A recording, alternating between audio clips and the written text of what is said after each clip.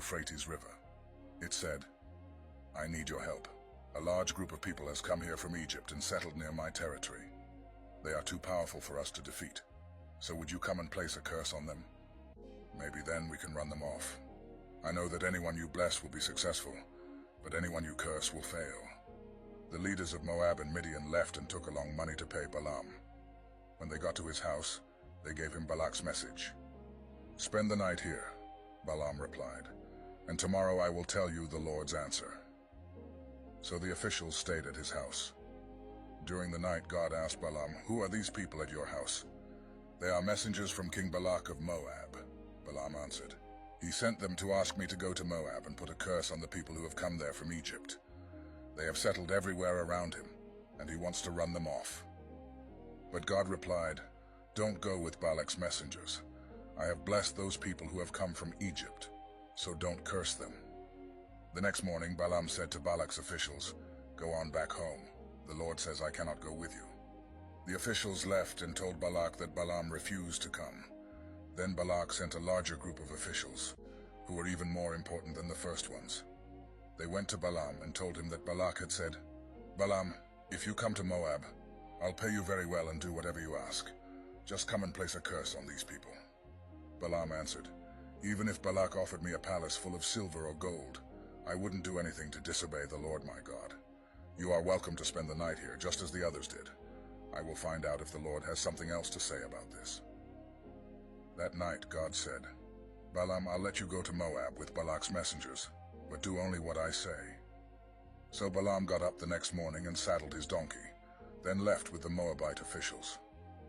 Balaam set out on his journey, but God's anger was kindled, because Balaam was eager to accept the rewards offered by Balak. So one of the Lord's angels stood in the road to stop him. When Balaam's donkey saw the angel standing there with a sword, it walked off the road and into an open field. Balaam had to beat the donkey to get it back on the road. Then the angel stood between two vineyards, in a narrow path with a stone wall on each side. When the donkey saw the angel, it walked so close to one of the walls that Balaam's foot scraped against the wall. Balaam beat the donkey again. The angel moved once more and stood in a spot so narrow that there was no room for the donkey to go around, so it just lay down. Balaam lost his temper, then picked up a stick and whacked the donkey. When that happened, the Lord told the donkey to speak, and it asked Balaam, "What have I done that made you beat me 3 times?" "You made me look stupid," Balaam answered. "If I had a sword, I'd kill you here and now." "But you're my owner," answered the donkey, "and you've ridden me many times. Have I ever done anything like this before?" "No," Balaam admitted.